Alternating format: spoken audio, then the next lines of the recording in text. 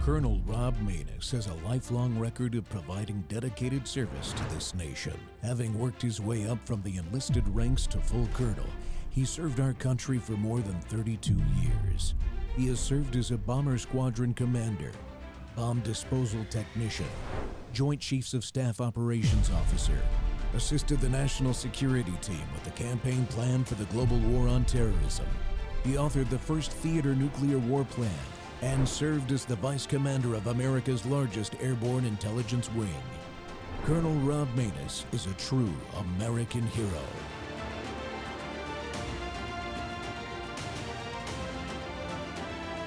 This is Rob Maness Live. Today, Governor Tate Reeves visited warming shelters across the state alongside U.S. Homeland Security Secretary Kristi Noem. Restoring power remains a major challenge, especially in North Mississippi, where some communities are still without power and water. MEMA reports more than 38,000 outages still remain. That's down significantly from the nearly 180,000 at the height of the storm. Welcome back to Training Tuesday, and the Rob Maness Show's live on Worldview Tube and our X Spaces simulcast. Well, friends, you've heard me say this many times. The fight for liberty at the state level and state legislatures are where the citizens and lawmakers interact and work together the most.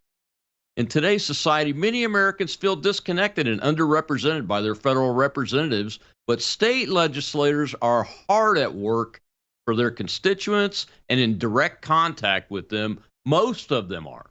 I can obviously say that. When disasters happen, it's the state government that responds first and provides the needed help, whether it's financial or food and shelter. Big things are happening in my state's legislature this year in the session that just started in January. Moves to continue building on our state's education successes by adopting more school choice policies, increasing teacher pay and making them competitive with other states, fixing the state's retirement system, banning Sharia law, as Texas has done and other states surrounding us have done, fighting fraudulent use of government funds, attempts to restrict hunting rights, reinstating the citizen ballot initiative here in Mississippi that we lost a few years ago, and closed primaries are just a few of the major policy debates and actions happening right now in the state capitol. These policy proposal debates are all about taking care of our citizens directly and ensuring we are as free as possible.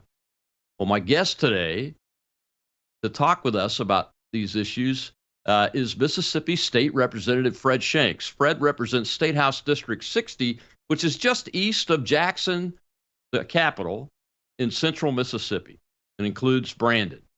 Representative Shanks serves on several committees, including the chair of the Rules Committee, which is very important in any state house and the federal house, too.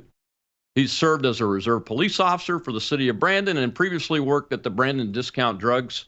Before his election to the state legislature, he also served on the Brandon Board of Aldermen. Fred, welcome to the Rob Maness Show, sir. Are you with us? Thank you, Colonel. I appreciate it, man. Glad to be here. Oh, man, I know you guys are really busy. I mean, you're just like 5 weeks into the legislative session now, so I really appreciate your time.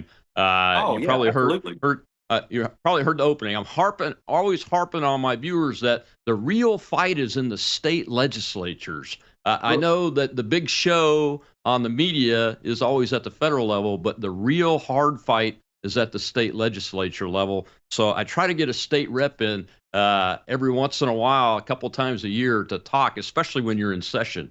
Absolutely. My opening clip was of the governor talking to Secretary Noem yesterday as she was reviewing the damage and the ongoing winter storm activity that's happening in the northern part of the state. Is the legislature going to do anything like give some aid legislation to those folks? In fact, the Senate passed a bill yesterday to give $20 million in aid to North Mississippi. And then today I'm on the State Affairs Committee, which we just met before I got on with you. We passed two bills to do that as well. And we're trying to figure out maybe another opportunity to we're trying to look at getting the money to North Mississippi as fast as possible, whether that be go through MEMA or through the Department of Finance. So yeah, we actually just did that today, and and I was glad to see that Elon Musk has stepped up and helping a little bit up there. I thought that was pretty cool, man. Yeah, he So beat me to it. He sent what, 500 generators, I think. Yeah.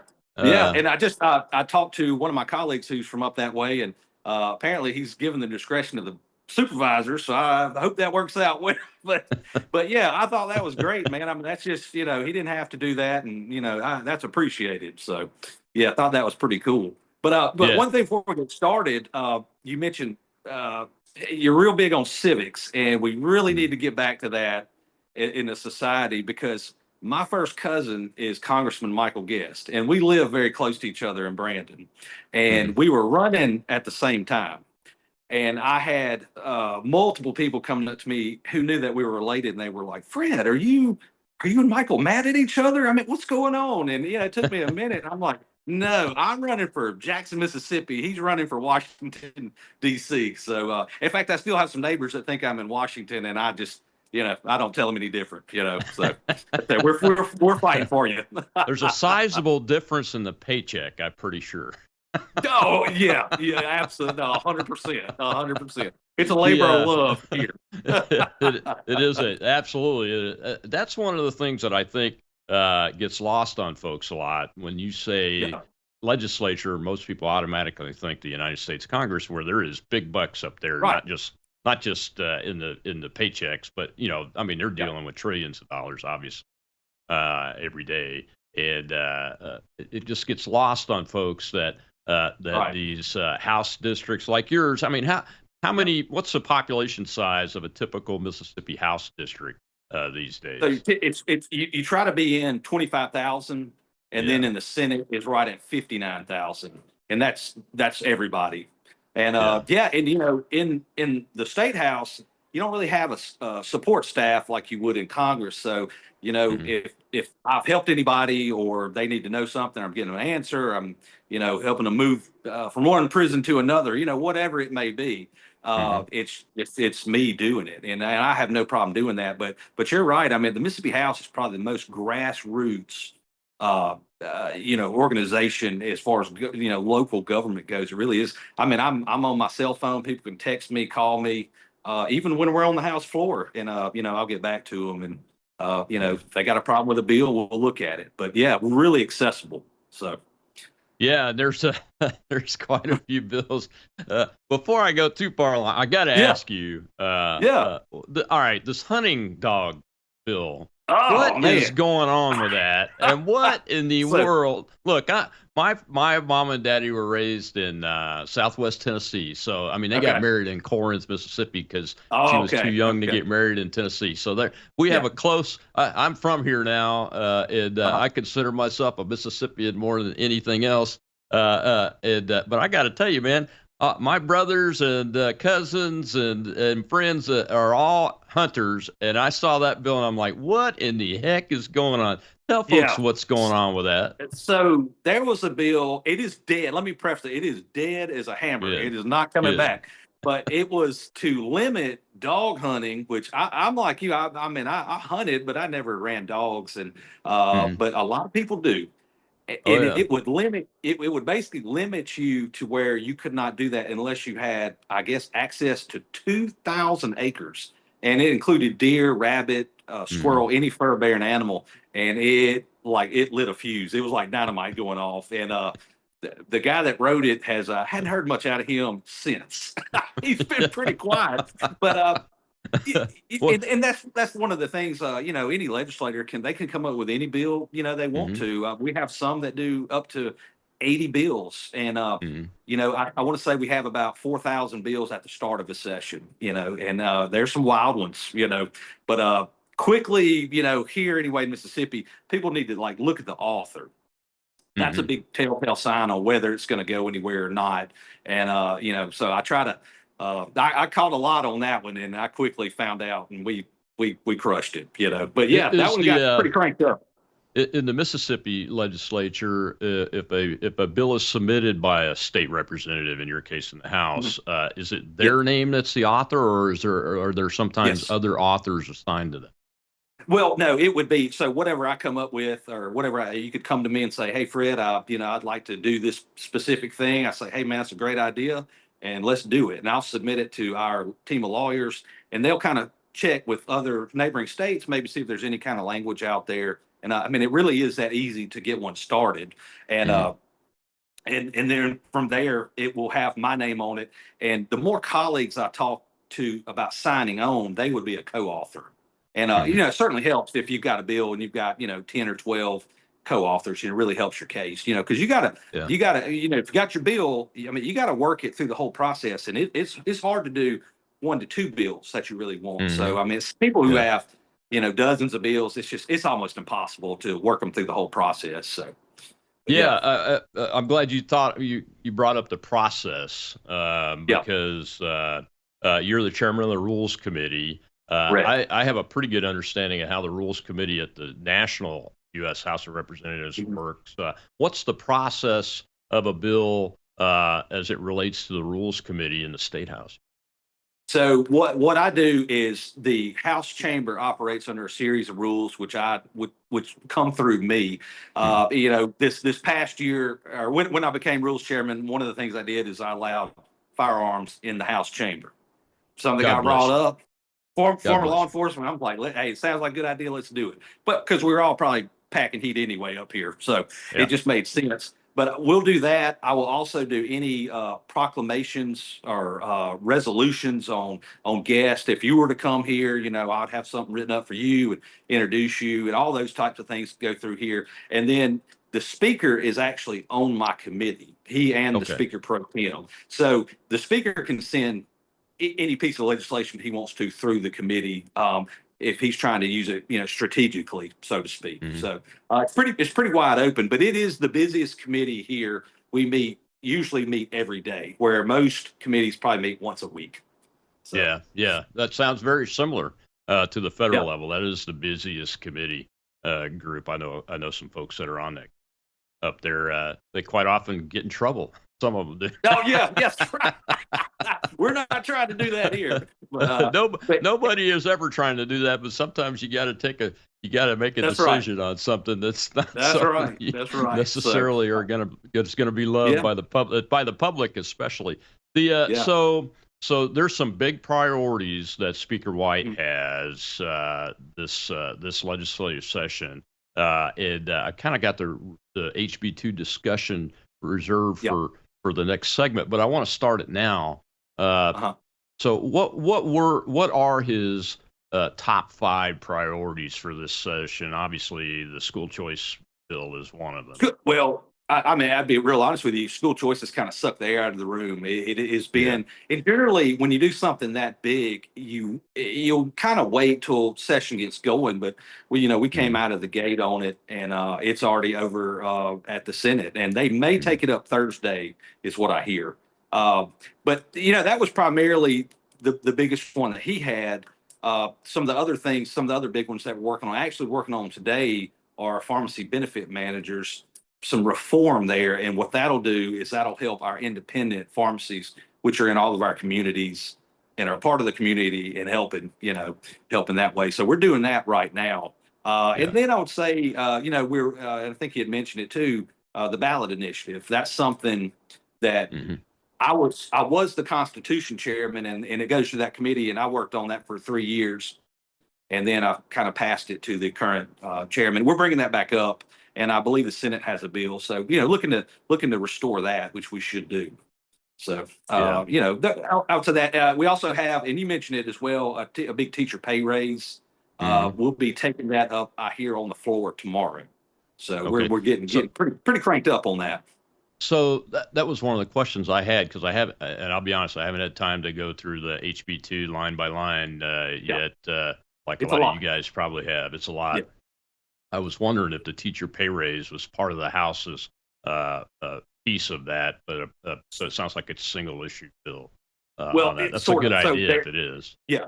Well, what we did a teacher assistant pay raise in that bill, but Okay. we have a All right. standalone, like just like you were headed there. We have a Yeah. standalone teacher pay raise, and it will also include teacher assistants in that bill too. Trying to kind of Mhm. cover all bases on that. But yeah, we certainly do. We've got they're kind of in both. Yeah, and Well, that's that'll good. happen. That's just part of the process. You got to try everything to get things through. So Yeah, I've got a family member that's a public school teacher, and she wants to come here, but she can't really afford it until the pay increases yeah, get better. well, Is what I the keep hearing from her. So the one we're proposing in the House, I won't say the number just yet because it hadn't come out of yeah, committee, but it will yeah, bring it. It'll bring it to where all the surrounding states are. So she would be in that's good good shape. news. Yeah, that's Yeah. really good So news. that's And that's I'm that's glad to hear that. yeah. We're swinging hard on that one. That's good. All right, Fred. We got to take a break, commercial break Okay. here. When we come back, we'll dive into the HB2 discussion because even my state legislator, who is Richard Bennett down here on the coast, he voted no against it. So I want to dive into what's generating what appears to be a pretty big debate over school choice here in the state of Mississippi, which in general appears to be aligned as pro school choice, but there's some things that need to be addressed at the policy level, I think, to get everybody comfortable. We'll be right back with Representative Fred Shanks of the Mississippi State Legislature.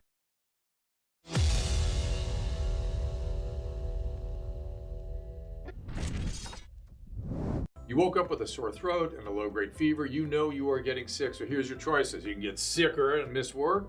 Try to see a doctor this week or sit hours in a crowded waiting room at urgent care. I have a smarter option for you. Open your medical emergency kit. Match your symptoms to doctor-recommended prescription in your booklet and take the right meds now and get well faster. This is not a first aid kit. It's like having an urgent care in your home. It includes doctor-prescribed medications to treat over 39 medical issues like respiratory infections, strep throat, pneumonia, UTIs, and more. No waiting to see the doctor and no standing in line at the pharmacy. It's right here.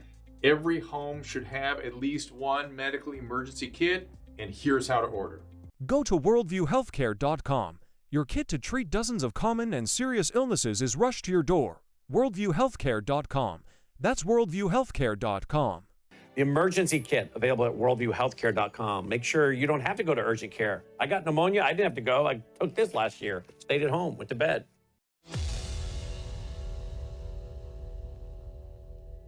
Do you believe that the federal government has a responsibility to ensure that all children, rural children, urban, rich, poor, special needs, have access to quality education? That is certainly the goal of the president. He has said that he wants to make sure that there is equal access to quality education for every student in our country, which is why he is such a proponent of school choice. He doesn't believe that any child should be trapped in a failing school, that we should have parents have the ability to choose where their children can be able to go to school so that if they are in a failing school, they have an opportunity to have better education somewhere else, that they have the tools to be able to do that. Welcome back to the Rob Maness Show. It's Training Tuesday, and we're doing some training today. It's a little bit of civics training and education, but it's more about why the state legislature is so important to you and me and your family and my family, and probably, and I've said it before, more so than even the federal Congress is. And my guest is Mississippi Representative Fred Shanks from House District 60, who's also the chairman of the Rules Committee and serves on several other committees in the legislature. And we're talking about the current session in Mississippi, which has been going on just short of about 5 weeks now. And their priorities, the speaker's, Jason White's priority is a bill called HB2, which is a massive school choice bill. And Fred, just as we were leading out of for the break there, I mentioned that my state rep had voted no on this bill. And the reason I want to lead with that is that one of the concerns that I hear about here all along the coast, and I'm on the executive committee for the Republican Party in Harrison County, so I try to get around and talk to folks at the grassroots level as much as I can.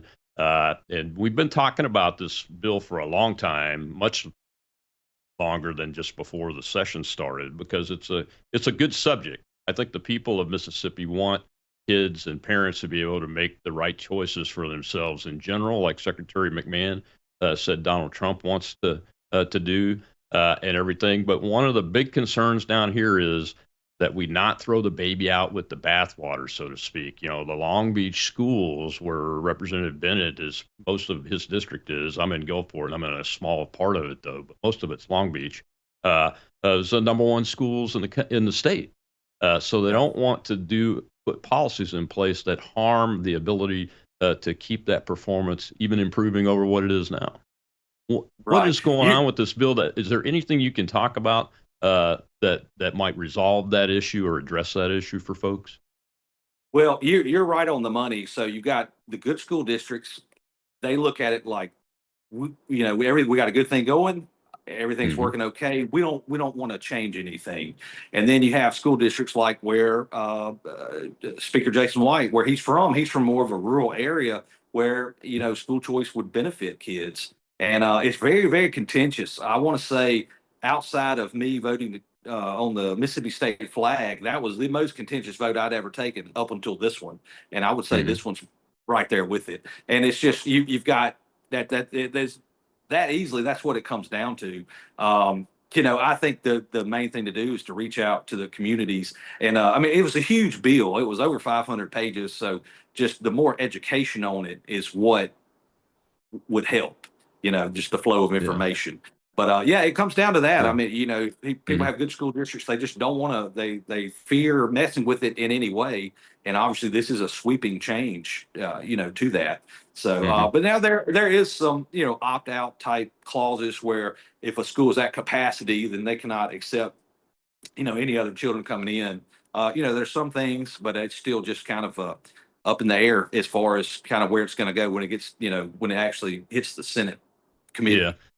So I get one of the questions that I have then is why so big? Why does it have to be such a large bill? It's my understanding there are something around between 18 and 20 individual pieces of legislation that were rolled into this one bill. What's the purpose behind making it all in one? That's a good question. I'm not on the education committee, so I'm not quite sure why we went so big with it. But the Senate came out and they passed immediately on the first day kind of a bare bones policy that it basically says that if a school accepts you, the school you're at has to release you. So they went ahead and passed that, and then we came out and it was a lot of it was code section, but it was 553 pages. It was huge. That's a good question. I'm leaning more to where your thoughts are. It's just so much easier to get something through that is, a little more specific. So, but it was the full meal deal, and it was coming. We were hearing a lot from the national. I know you had McMahon on right before I came on, and we've been in talks with Washington D.C. for a long time, and I think most of it came from there. So that's why it was so big. Yeah, I was going to ask you what inputs the federal level made, and then ask you about if you know anything about other outside organizations that are working on it. Yeah, well, there were both. We had some local, kind of, I guess I'd call them think tanks, conservative think tanks that that deal with like Empower Mississippi. They're a good group of folks, real close to me right now right down the street from the Capitol. And, they were involved. We had several different groups involved. But, we were talking a lot with Washington. A bunch of us went to Washington, D.C. this summer and had a meeting, and they kind of gave us, their spiel for it. And then I was in a meeting where some of Trump's education folks came down here and talked to us. So, it's been a lot of communication with Washington. So. What are the key policy features that are going to be debated in this process now that the Senate, it's over at the Senate now? I'm assuming they'll pass a version of it and then it'll go to conference for additional debate and markup, right? Yeah. Oh yeah. Yeah. It would head, if they pass it, it will then head to towards the end of session. It'll be a conference week, and that's exactly like you were saying. It'll get chopped up a million ways from Sunday. Things will be taken out, added, negotiating, anything like that. The big piece is, kids that are excelling at their school and their school's just limiting them. That's who it's designed to help. And of course, some special needs children who maybe their school does not have the program that they need. It's designed for those. So that's the key pieces that, are keeping this thing going. So so those are the key pieces that would give parents the ability to opt out of the current school and move their kid to another school. What about the financing of this? Do we know yet how the proposal is supposed to work coming out of the House? Well, Because the basic idea. yeah. Let me just finish this thought real quick. The basic idea, the way I understand it, is that the money follows the child, funding kids instead of systems. Is the watchword, the slogan I think you hear and everything. Which in general, I totally agree with that. I've Yeah. always been a Yeah. school choice advocate. Yeah. But I'm just wondering how that mechanism is supposed to, you know? And you're right. I think the cost per student, and these are things I didn't know till I got in here, but each public Mhm. school student is worth X amount of dollars from the Yeah. state, and I think it's around say $7,000, and yes, that would go to to another school, or if there are private vouchers, then that would count towards them going to if a private school had a program that would help a student in something that they needed. And then there's supposed to be a fund set up to cover that additional expense where your local taxes do. And that's been a big Mhm. contentious argument is people in a county that's doing well, kind of like yours, they would say, well, I pay property taxes, Mhm. and I want to keep this area nice. That's why I pay them. That's one of the big talking points right now. But yes, the money would follow the student.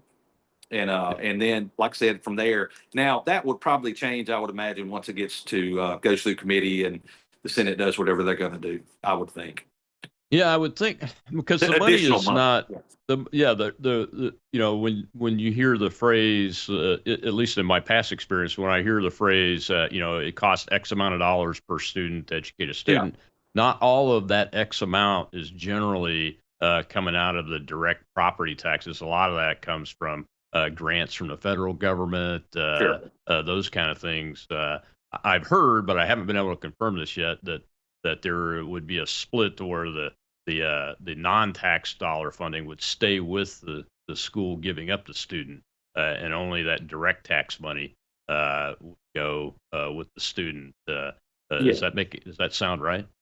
Yeah, and I've heard a little bit of that. Mhm. And it's just like I said, hey, you were really not going to know till this thing is the conference, kind of really on the specifics of it. But I have heard that kind of kicked around a little bit. So The other thing I've heard about talked about by the voters is this ESA's Education Savings Account. I think it is. right, Are you yes. hearing from folks on that?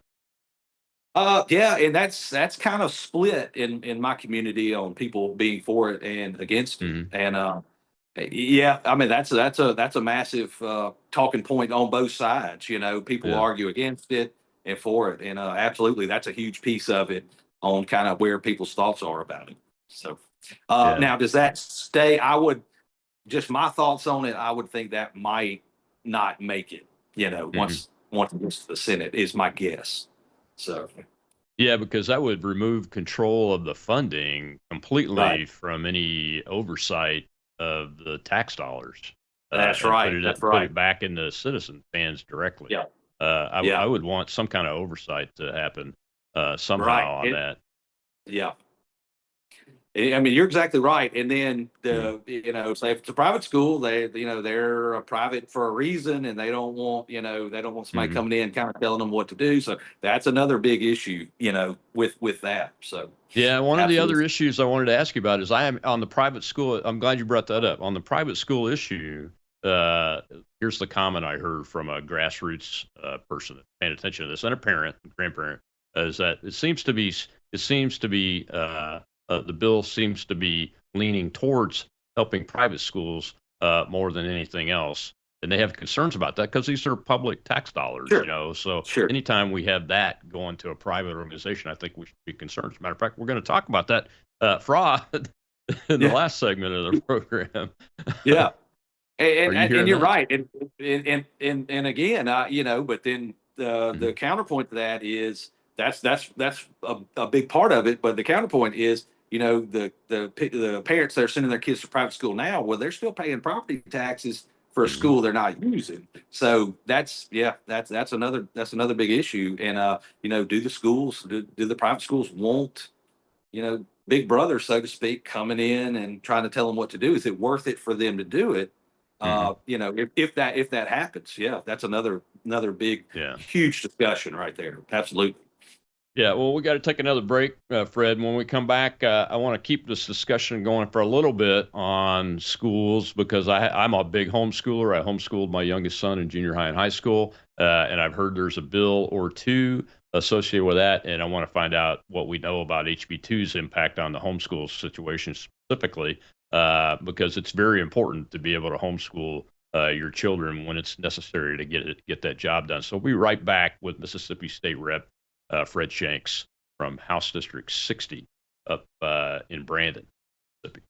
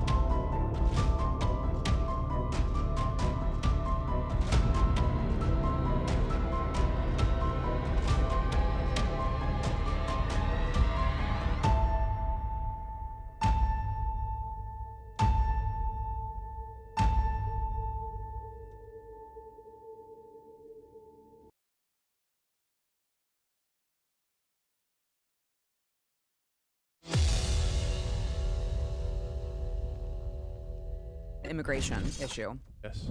What do we do about radical Islam? First thing to say is America is a Christian nation. Thanks be to God for that heritage. That is the reason that so many generations of average Americans have been able to lead full and dignified lives. And we should embrace that heritage, be grateful for it. Americans are rightly concerned about radical Islam. The first introduction a lot of Americans had to Islam was 9/11. Yeah. And now, what are we seeing? We're seeing hordes of radical Islamic immigration. They come in and they explicitly, overtly attempt to stand up legal regimes and processes that are contrary to the American Constitution, inconsistent with the American spirit. And then within those groups, there are networks that are taking advantage of the generosity of the American taxpayer, right? These people, right? We should say unequivocally, Sharia law, like banned across the United States. There is no universe in which Sharia-inspired norms, whether that's family law, financing, criminal justice, any of that stuff, has no place here. And then finally, if you are even a naturalized citizen, okay, go ahead, lay it on me. You take advantage. I was waiting for. You take advantage of the American taxpayer. You will be aggressively prosecuted. Great. You will be denaturalized if necessary, and you will be sent back home. Welcome back to the Rob Maness Show. It's Training Tuesday, and we're talking with Mississippi State Representative Fred Shanks, who's the chairman of the Rules Committee in the State House here in Mississippi, serves on several other committees, and his district, 60, is just to the east of Jackson, Mississippi, up in the central part of the state, includes the city of Brandon. Fred, before we went to the break, I said I wanted to ask you about the homeschool, because I heard there's a homeschool bill that would require the state to come in and do a lot of things that I didn't have to do. I finished my son's high school tenure once we moved over here 4 years ago. I finished him up in high school here, and I was very pleased with how the homeschool system worked in the state. And I'm hearing from homeschool parents all across the coast here that we are not happy that the state wants to interfere more than it already does. Is that going to happen, or is that bill okay? That bill is dead as a hammer. That's another one. I really think probably the genesis of that bill was probably because somebody was mad about House Bill 2. That's my opinion. Is maybe to do that. And I have a younger sister who is in Laurel, Mississippi, and she homeschools her 4 kids, and they're all excel, do great, probably just like yours. And no, we would not want to mess with that at all. Parents, they do a good job of that. I've never heard of any situations that I've heard of that were detrimental to children being homeschooled, and usually come out better, in my opinion, and from everything I've heard. So no, that bill's dead, and it's not gonna. There won't be anything with that. So if anything, we want to. Yeah. Is HB2 going to have any provisions so that homeschool parents can get access to some of the tax dollars? I mean, that's the one Yes. thing that, I mean, we were able to do it very easily because of our financial situation, but not everybody can. And you do have to pay for curriculum and those kind of things that you Yes. don't have to pay for in public school. Yes, they were included in that. I cannot remember Okay. quite the dollar amount, but it was in the thousands of good. dollars. And Yeah. again, they're taxpayers like everybody else. I mean, Mm. I fully think they are entitled to something in that as well. Yeah. So, but Yeah, I yes, agree. there is in the bill, and I And would certainly want that to happen. and before we jump to Sharia law, I have to Yeah. ask you about the sports aspect of HB2. What are you hearing about concerns about the sports piece of it? I don't know if you've ever heard of the Tim Tebow Act, which allows homeschoolers to participate in public school system sports. But I hear a lot from folks, well, yeah, but what if they want to move Johnny, the star football player, out of our team and over to another team? And those kind of things. Is there a sports aspect to this at all? Well, yes and no. I mean, that is it's against the rules to do that. And now I'm sure people obviously they skirt the rules on that. But no, all those rules that are in place, like sitting out a year and all that kind of stuff, they're still in there. So and clearly that was one of that was one of the big points. It's like, well, if this passes, everybody's just going to take the good athletes out of one school, take it to another. But no, that wouldn't happen. Okay. And no, and the Tim Tebow Act, I really like, because again, it's homeschool children. They want to play sports. They're their families are paying school tax like everybody else. So let them play. And you're really not talking about a whole lot of kids taking advantage of that. But I think it's a good deal. So. Yeah, I do too. It's something that I haven't seen in other states. In the places I have seen it, the kids are they work well within the system, parents and kids and school systems, and it works out. And all the fears are kind of put to the back burner, and they evaporate and go away. I have a live audience, and I do have a question over there. I want to go ahead and take the question from the audience member before we jump into this. But I do have a question on my mind about Islamist private schooling as we get into the Sharia law bill issue that I'm aware there's a bill in the State House that's coming through the process. So I want to talk about that. But let's take this question first. Our host over in the audience is Shell. Go ahead, Shell. We have Webb, sir. Thank you, Shell. Thank you, Rob. Thank you, Rep Shanks. My question is, for HB2, how much is your GovEd demanding that you pay in order to allow this legislation to go through? Texas just tackled this last year, and we had to pay GovEd like some outrageous. It was like either 10 million or $10 billion in order to be allowed to pass the school voucher program. Yeah, I'm sorry. Are you saying that the state had to pay the federal government in order to do it? No, it was more like green mail to the state school, to the education system within Texas. I mean, that's just, I'm assuming it's just set up differently, but that's never popped up in any discussions that I've been in on the bill. Certainly there's a cost because the state's gonna, pick up this, but that type of situation, I've never heard anything about that. So. Yeah, I mean, there is going to be a cost to it, as the representative said. So, but I don't think those dollars have been collected together as an amount to become a talking point or a debate issue as yet on this. The Senate hasn't taken it up yet, so they'll probably hear this and do it that way.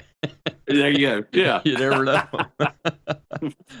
But that's a great question. That is a great question. There is a cost to doing this. There's a cost to doing everything, and the taxpayers that have to vote on it and their representatives that have to vote on it should know about it. But one more question on this: is there a plan, or do you think it'd be I think it'd be a good idea. I just thought of this as we were talking during the show. Is maybe Speaker White and his team could go out to some of these districts where this bill is contentious and do some town halls with folks and answer questions and answer their questions about it. I know they've done a little bit of that before the session, but is there time to do that? Or would that be a worthwhile thing? Does that happen? Oh, I definitely, I believe in those. And, the more you educate the public on anything we're doing up Yeah. here, absolutely. Yeah. I mean, I would, if I was on the education committee and especially in the Senate, I would be doing these weekly until, Yeah. until the end of session. Absolutely. I mean, I like those. I think they're effective. They let the public know what's going on. I'm real open on, obviously, on social media and things like that. Mhm. But yeah, absolutely. I think that'd be a great idea. I So, follow you on social media now, and I appreciate your efforts to communicate, even though I'm not your constituent, but it's good to have somebody giving a play-by-play yeah, because that it answers a lot of concerns. And I think right. a lot of concerns with HB2 could be answered just by maybe over communicating about the specific policies that it addresses. But there is a Sharia law bill in the session this time. You mentioned it in one of your posts, which gave me the idea. I wanted to ask you about it. I think it's just so you know where I'm coming from. I was in the Pentagon on 9/11, 32 years in the military, been a bomb disposal tech fighting terrorism since I was about 18 years old. And I'm very familiar with Islam. Islam is not a religion. It is a form of government. But most Americans, when they hear the restrictions that want to be put on and those kind of things, they react from the perspective of the First Amendment and the freedom to worship as you please and freedom to think and those kind of things, the First Amendment protections and those kind of things. So, how does this bill work that we're proposing, and how does it going to address people that just don't really have a good understanding of what Sharia law is? Yeah, you stated it very well. It is an insurgent movement, in my opinion, especially as we're seeing, nationally and in Minnesota. Mhm. I mean, it's not, and I agree with you. It is not a religion at all. I've really been looking into it a lot since things have been popping off, and it's kind of, they kind of come in. They could buy up land, and that was one of my concerns. I've got some rural area in Rankin County, Mhm. and then the other counties around. What's to stop a group coming in buying hundreds and hundreds of acres, nobody knowing about it? Next thing you know, you've got a major problem on your hand. And Mhm. and that's why I came up with the bill. Obviously, as you mentioned, Texas kind of led the charge on it, and some other states Mhm. have done it now. And there's actually 4 bills right now that we have. And the one that I like the best and that I'm working on, it bans the Muslim Brotherhood and Sharia law as a whole. I mean, it just totally does away with it. You can't do any of it. And I know we do have some laws now. I mean, which are our laws, American laws. Mhm. Where when they come in, they say, "Oh, well, we abide by Sharia law." Of course, that's all garbage. But Mhm. this would just cut that off before it ever got started. So, but it really does concern me because I do believe that they're not, these movements are going to move to more rural and less populated areas where they can get a Mhm. foothold, in my opinion. And I think that's exactly where they're headed. So, just trying to get ahead of it is what I'm trying to do.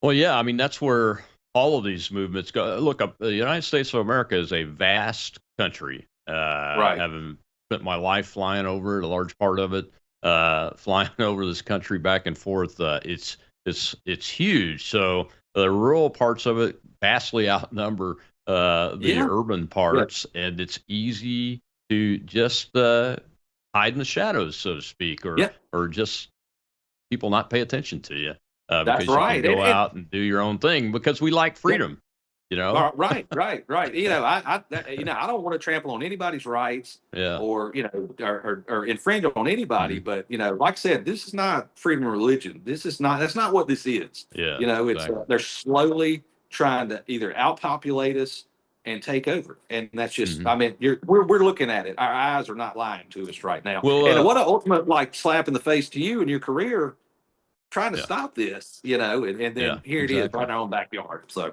Oh, you're absolutely right. I'm glad we're doing it. That's one yeah. of the things that I was asking folks down here about is if there was a plan to get this done. Will it designate the Muslim Brotherhood as a domestic terrorist organization like Texas did? I think that's Yes, very important. I think it's very Right. important that that get done. Yeah. Yeah, and mine even includes CAIR, CAIR, which is an organization, Arabic organization. Same thing. It's just a renamed. I mean, I mean, to be honest with you, it's a terrorist organization. Trying to establish their own another foothold. So yeah, mine gets rid of all that. And Yeah, the Council on absolutely. American Islamic Relations. Right. That's CARE. It is an arm of the Muslim Brotherhood. I'm glad you brought that up. We Yeah. have to include all of these networks that are tied together like this in order to get our arms around this thing. Well, you mentioned buying land and everything. We're going to come back from the break. I want to talk about fraud, and this is related to the Islamist folks that are here too, but also other immigrant groups and just folks getting away with defrauding government entities and using our tax dollars in a way that the voter and the legislators didn't intend to. And we'll be right back with Fred Shanks.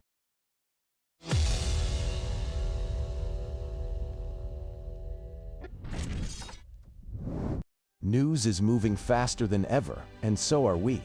Worldview Tube brings you 24/7 live stream coverage and now real-time alerts when it matters most. Once you have the Worldview Tube app installed, exit the app and navigate your way to Settings. In Settings, locate the tab labeled Notifications. Select the Notifications tab. Scroll down until you locate the Worldview Tube app icon. Select the tab, and here you can turn on and customize your notification experience for the Worldview Tube app. News doesn't wait, and neither should you. Turn on push notifications to stay informed. Every headline as it happens.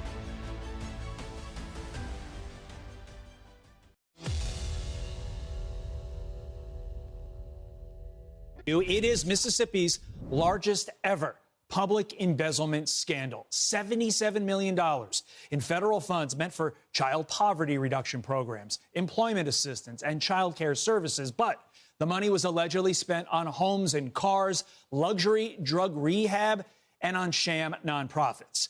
Former professional wrestler Ted DiBiase Jr. is due in court today, federally charged in the scheme with conspiracy, wire fraud, theft of government funds, and money laundering. DiBiase Jr. is accused of embezzling nearly $4 million in welfare funds in 2020 through fraudulent contracts. At least 7 people in total have pleaded guilty in the scandal, including DiBiase's brother and Mississippi's former Department of Human Services director. The state's Republican auditor, who's been looking at this for years, warned in 2023 about how perpetrators got away with it. Watch. Our Department of Human Services is not monitoring its sub-grantees, its nonprofits, to ensure that the dollars are reaching needy folks. The head of the agency did not want them monitored because he was handing large amounts of funds to the nonprofits, and then he and the nonprofit executives were discussing ways to spend those dollars in violation of the law and in violation of TANF regs. Monitoring needs to be taken seriously, and it was not in the state of Mississippi. DiBiase Jr. has pleaded not guilty. The trial expected to last about 3 weeks. Welcome back to the Rob Maness Show. It's Training Tuesday. That clip was from earlier in January of 2026, and it embedded in that is a clip of Auditor Shad White from 2023 when a lot of this originally was breaking, this fraud, especially in the welfare system here in the state of Mississippi. And my guest today is State Representative Fred Shanks. He's the chairman of the House Rules Committee and hails from House District 60. Fred, I use that clip just to remind everybody that, hey, just because we're down here in Mississippi and kind of people think we're out of the way, it doesn't mean that people can't abuse and fraudulently use tax dollars and steal from you and me, basically. Right. While that information that was presented there was over the last few years, I wanted to ask you, is the legislature taking any steps to strengthen our anti-fraud and counter-fraud and auditing laws to help the future auditor? I know Mr. White's not going to be the auditor for his whole life, I don't think. So future auditors need to have, do they need to have stronger tools and laws to back them up so that we can force these agencies to properly protect our funds? Right. Before I answer that, I did think it was kind of funny that Governor Tim Walz brought that up to try to take a little shade off of himself. I'm getting to that. I'm getting to that. You Okay, beat me to it. Yeah, yeah, that's all right. I Yeah, was like, yeah. really, I'm getting. yeah. But I thought that was funny. But oh yes, so after that happened, it kind of caught everybody by surprise. I mean, these state department heads, which is what Davis was, who was over DHS at the Yeah. time. I mean, they had a lot of authority, and I mean, there was just nobody really. Come to find out, I mean, there was nobody checking, and I really think that everybody just assumed everything was on the up and up. But since then, right? So that department has been straightened out, and that really put everybody on notice. Like, things need to get tightened down a lot. When we have talked to Shad quite a few times, and he's always got some new legislation that comes over here that we try to help him on and pass different things to strengthen his office. So, and that was one of the things, he and I are friends, and I brought up an issue with PBMs, which is what you and I had kind of talked about a little earlier. And the state PBM had overcharged, that's my background. And I told him kind of what I thought they were doing, and he got right on it, and he ended up getting $55 million back from them. So, we're, there's definitely more eyes on things. We've done several pieces of legislation to help him, and just strengthen his office, and I mean, that was a big one. Obviously, like the clip said, it's the case is going on right now until probably mid-February, and I know a lot of the players in it, so real interesting. Yeah, it is very interesting. I'm glad you brought that up, that you know him and you're helping Mr. White, that because that takes you out of the crowd over in the Senate that tried to defund his agency last go around. Right. Which we all down here saw who was involved in that and said, "What are you doing?" Because there's a lot of tax dollars getting spent. That Mr. White's doing you could say whatever you want about him, but he is doing a very good job as a state's auditor and trying to protect the taxpayers' funds so that they can't be used. Are we at risk because we've had these issues? This is where Waltz comes in. Are we at risk of having a bigger scandal go unknown, like as we speak right now, because of immigrants and those kinds of groups that have come in here? And we have all kinds of Medicaid fraud already and Medicare fraud already in the system. Is Mississippi at risk of having something that big? I mean, we're talking but somewhere between $9 and $18 billion in Minnesota, which is why we all laughed when Waltz brought up Mississippi, because I mean, the numbers I've seen are not even close to that. But are we at risk of that anywhere in the state? I mean, certainly, Shad White's finding fraud, it seems like, on a daily basis, but I don't think it would be anywhere near that level, because in my opinion, and, obviously I like to go down a rabbit hole every once in a while, but in Minnesota, it's highly political. It seems like everybody is in on it. And I don't think, obviously we're under conservative leadership, whereas they are not. And I don't think, I'm sure we're going to have, a little here and there. You just can't stop everything, but I just think it's so political there. And I really think, conspiracy theorist, a little bit, but I really think that's why Walz was picked to be the vice president, because he had access to all these funds. Because if you'll remember, Kamala Harris, they had $1 billion raised in just a matter of months. So I think that was a lot that had been going on a long time. And I think it was more of a coordinated effort within their political system. And I don't think we have that. No. Yeah. When you see those Somali companies, air quotes, companies writing big checks to the Kamala Harris Waltz campaign directly, that just, factually shows that that's one of the things that was going on. You mentioned the ability of foreigners to buy farmland, especially in land here in Mississippi. I know there are many, many thousands of acres owned by Chinese companies, other foreign nationals, and those kind of things. And I just want to ask you: is there any legislation in the hopper to strengthen the ability of the ag commissioner to do something about it? I talked to Andy Gibson early on when I got here and mentioned it to him. He said, well, there's a law, but it's just not very strong. That's supposed to prevent that stuff. Are you guys working on anything? I'm not. Now, there definitely could be this session. I'm not quite sure.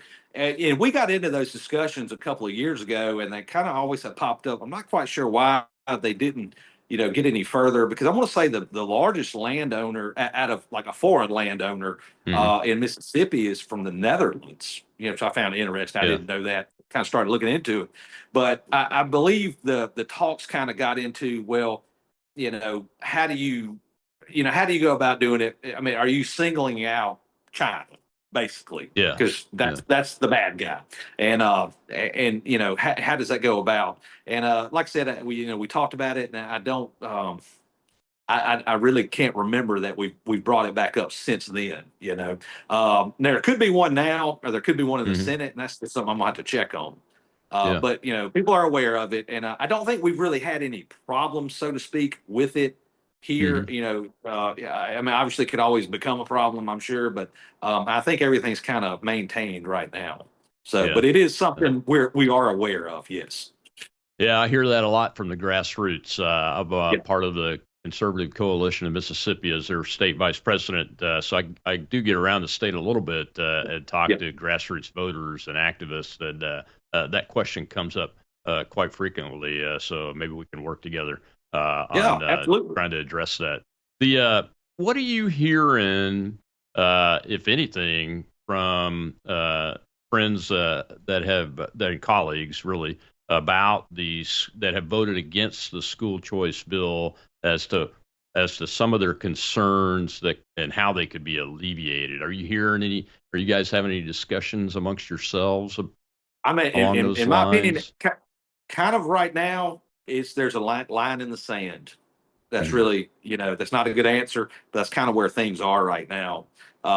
It was just, it kind of, like I said, it really sucked the air out of the room, and everybody kind of sided up. And is there anything? It really is going to depend on what the Senate comes up with on their end. And do we still have the votes over here because it was really, really close, or do we not? So I wouldn't say there's one particular issue. I think it's a mindset, and kind of like you were saying earlier. I mean, the best thing that would need to happen is that people are going to have to go in their communities and work their communities on this, educate their communities, and that's where that's what's going to make that legislator's mind up more than anything. Yeah, absolutely. Well, I got a couple minutes left. We mentioned the closed primary bill is one of them. Have you got any visibility into that? What your colleagues are talking about from that perspective? I think it's originated over in the Senate, though. Correct. I think that's Senator Hartness, I believe. Yeah, Don Hartness. I heard him talking about it. I don't necessarily have any heartburn about it. I don't think there's one on the House side. It just hadn't made it. It just hadn't made it over here yet, as far as anything. But no, I'm really interested in it. I'd kind of like to see what happens. And kind of see where it goes from here. But yeah, that'd be a good one to talk about. Good discussion on it. So I'm looking forward to hopefully it'll come over here on our side. Yeah, I hear from activists and grassroots type folks all the time wanting to produce more conservative Republican nominees, and closed primaries are the shot in the arm that they think needs to happen. And when you look at the numbers, it is very consistent that closed primaries tend to produce the most conservative nominees, and the most conservative nominees can win in Mississippi. And the folks down here at the grassroots level, we know it. That's right. I think everybody's keeping up saw that, and this most recent one with Senator Hartness, and I don't have any problems with it. Obviously, that was big. When Thad Cochran and all that stuff's going on, I think in 2014, if I remember right. And I'm kind of anxious to see what happens there. And it's certainly creating a conversation about it. And we got a little time before the next big one. So, but yeah, it's something I'm interested in for sure. Absolutely. Well, Fred, how can we help you? I've got about a minute left to go.